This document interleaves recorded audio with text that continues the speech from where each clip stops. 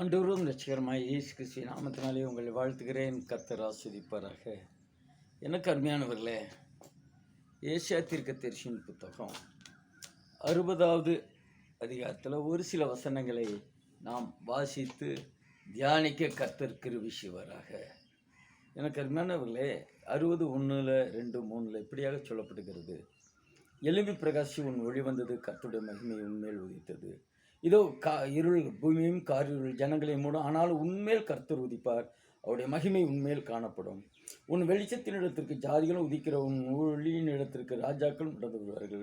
சுற்றிலும் உன் கண்களை ஏறெடுத்துப்பார், அவர்கள் எல்லாரும் ஏகமாய் உன் இடத்துக்கு வருகிறார்கள். உன் குமாரர் தூரத்திலிருந்து வந்து உன் குமாரத்திகள் உன் பக்கத்திலேயே வளர்க்கப்படுவார்கள். அப்பொழுது நீ அதை கண்டு ஓடி வருவாய், உன் இருதயம் அதிசயப்பட்டு பூரிக்கும். கடற்கரையின் திரளான கூட்டம் உன் வசமாக திரும்பும், ஜாதியின் பலத்த சேனை உன்னிடத்திற்கு வரும். எனக்கு அருமையானவர்களே, கர்த்தருடைய மகிமை இருக்குமானால், நம்மேல் கர்த்தருடைய மகிமை இருக்குமானால் நாம் எழும்பி பிரகாசிக்க முடியும். எழும்பி பிரகாசிக்கும் பொழுது கர்த்தருடைய மகிமை நம்மேல் உதிக்கிறது. கர்த்தரே உதிப்பார், நம்மேல் உதிப்பார், அவருடைய மகிமை நம்மேல் இருக்கும் என்று வேதம் சொல்கிறது. ஸோ அவர் மகிமை இருந்தால் என்னென்ன நடக்கும்? உன் வெளிச்சத்தின் இடத்துக்கு ஜாதிகளும் உதிக்கிற உன் ஒளியிடத்துக்கு ராஜாக்களும் நடந்து வருவார்கள். நம்மிடம் மகிமை, கர்த்தருடைய மகிமை வெளிச்சமாய் இருக்கிறது. நம்மிடம் ராஜாக்களும் ஜாதிகளும் கடந்து வருவார்கள். பிள்ளைகள், தூரத்தில் இருக்கிற பிள்ளைகள் அருகிலே கொண்டு வந்து வளர்க்கப்படுவார்கள். இதையெல்லாம் பார்த்து சூத்திரம் நம் இருதயம் அதிசயப்பட்டு பூரிக்கும் என்று சொல்லப்படுகிறது. நம் இருதயம் அதிசயப்பட்டு பூரிக்க வேண்டுமானால் கர்த்தருடைய மகிமை நமக்கு நம்மேல் இருக்கணும், கர்த்தருடைய வெளிச்சம் இருக்கணும், அவருடைய ஒளி இருக்கணும்.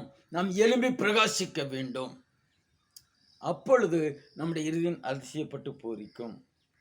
அதே போல கர்த்தருடைய மகிமைக்காக நாம் பார்ப்போமானால் 15வது வசனம், நீ நெகிழப்பட்டதும் கைவிடப்பட்டதும் ஒருவரு கடந்து நடவாததுமாய் இருந்து, ஆனாலும் உன்னை நித்திய மாட்சிமையாகவும் தலைமுறை தலைமுறையாயிருக்கும் மகிழ்ச்சியாகவும் வைப்பேன். ஒதுக்கப்பட்ட நிலைமையில் இருக்கிறவர்களுக்கு கர்த்தருடைய மகிமை இருக்குமானால் கர்த்தர் செய்கிற காரியங்கள் பாருங்க, நித்திய மாட்சிமையாகவும் தலைமுறை தலைமுறையாயிருக்கும் மகிழ்ச்சியாகவும் வைப்பேன் என்று சொல்லுகிறார். தலைமுறை தலைமுறையும் நீ பாருங்க, யாராவது ஒருவர் ஏதாவது ஒரு வேலைக்கு கடந்து போகிறாங்க, ஆரம்பத்தில் அவர்களுக்கு ஒரு மாதிரியா இருக்கும். அவ்வளோ தூரத்துக்கு அவர்கள் கனப்படுத்தி நடத்த மாட்டார்கள். நாளாக ஆக அவர்கள் வேலை செய்கிறதை பார்த்து, அவருடைய சுபாவத்தை பார்த்து, தாழ்மையை பார்த்து அந்த இடங்களிலே அவர்கள் உயர்த்தப்படுவார்கள். அதே போல்தான் கர்த்தருடைய மகிமையும் மாட்சிமையும் அவருடைய ஒளியும் நமக்குள்ளாக இருக்குமானால் நாம் உயர்த்தப்படுவோம். நம்ம யாரெல்லாம் நெகிழப்பட்டதும் கைவிடப்பட்டதும் ஒருவரும் பக்கத்தில் வர முடியாதபடியான சூழ்நிலைகளில் நாம் இருந்தோமோ நம்மை நித்திய மாட்சிமையாய் வைக்க அவர் போதுமானவராக, தலைமுறை தலைமுறையாக இருக்கும் மகிழ்ச்சியாக வைப்பேன் என்று வாக்கு பண்ணுகிறார். எனவே அவர் மகிமை வேணும், அவருடைய பிரசன்னை வேணும், அவருடைய ஆளுகை வேணும், தேவ கிருபை வேணும். நம்மேல் அவருடைய வெளிச்சம் இருக்கணும். அப்பொழுது எழும்பி பிரகாசிக்க முடியும், மகிமை நம்மேல் இருக்கும். அதே போல பாருங்க, 20வது வசனம், உன் சூரியனை அஸ்திப்பதும் இல்லை, உன் சந்திரன் மறைவதும் இல்லை, கர்த்தரே உனக்கு நித்திய வெளிச்சமாயிருப்பார், உன் துக்க நாட்கள் முடிந்து போகும். கர்த்தர் நித்திய வெளிச்சமாய் இருப்பார், ஆனால் துக்க நாட்கள் எல்லாம் முடிந்து போகும். இயேசு கிறிஸ்து சொன்னார், யோவான் 14:18, உங்களை என்னை திக்கற்றவர்களாய் விடேன்.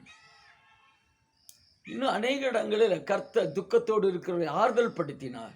இந்த நாட்களில் கர்த்தர் ஆறுதல் படுத்தி துக்கத்தை நீக்கும்படியாய், சோத்திரம் தலைமுறை தலைமுறையாய் மகிழ்ச்சியாக வைக்கும்படியாக, நம் இருதயம் அதிசயப்பட்டு பூரிக்கும்படியாக கர்த்தர் நம்மேல் உதிப்பார். அந்த மகிமையை பெற்றுக்கொள்ளும்படியாய், அவர் வெளிச்சம் நமக்குள்ளாக இருக்கும்படியாய் ஒவ்வொரு நாளும் தேவ பிரசன்னத்திலே அவர் சமூகத்திலே காத்திருந்து அவரை ஆராதித்து மகிமைப்படுத்தி அவரை துதித்து அவர் நாமத்தை பிரஸ்தாபப்படுத்தி அவர் செய்களை பிரசித்தப்படுத்துவோமானால் நித்தியமான நிகழ்ச்சி நமக்கு இருக்கும். அதை செய்யும்படியாய் கர்த்தர் விரும்புகிறார். நாம் செய்ய வேண்டும், மகிமையை பெற்றுக்கொள்வோம். பிரசன்னத்தை பெற்றுக்கொள்ள வேண்டும். அப்பொழுது நிச்சயமாக அதிசயப்பட்டு பூரிக்கும். நாம் மகிழ்ச்சியோடு இருக்க முடியும். துக்க நாட்கள் முடிந்து போகும். சோத்திரம். அந்த கடைசியாக வசனம் சொல்லப்படுகிறது, சின்னவன் 1000 சிறியவன் பலத்த ஜாதிமாவான். கர்த்தராகிய நான் ஏற்ற காலத்தில் இதை தீவிரமாய் நடப்பிப்பேன். சின்னவன் 1000 சிறியவன் பலத்த சின்னவன். அவங்கள யாரெல்லாம் நினைச்சாங்களோ நீங்கள் 1000 பெருக முடியும். கர்த்தர் வாக்கு பண்ணுகிறார். எனவே கர்த்தருடைய மகிமைக்காக ஸ்தோத்திரம். நாம் கர்த்தருடைய மகிமை பெற்றுக்கொள்வோம். அவர் வசனத்தை நம்புவோம்.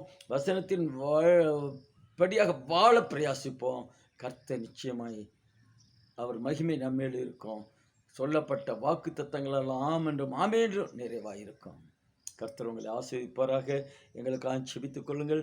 அடுத்த வாரம் வெள்ளிக்கிழமை 4ஆம் தேதி இரவு ஜெபம் 10லிருந்து 2 மணி வரையிலும் லீபனோன் ஜெபத்தோட்டம், சீர்மலை ரோடு, பால்பண்ணை பஸ் ஸ்டாப்பு, 2 பாறை, திண்டுக்கல் என்கிற ஸ்தலத்தில் நடக்கும். வாருங்கள், இணைந்து ஜெபிப்போம். கர்த்தருடைய நாமத்தை மேன்மைப்படுத்துவோம். தேச ஜனங்களுக்காக ஜெபித்து ஜெயத்தை சுதந்திரிப்போம். கர்த்தர் ஆசீர்வதிப்பாராக. ஆமென்.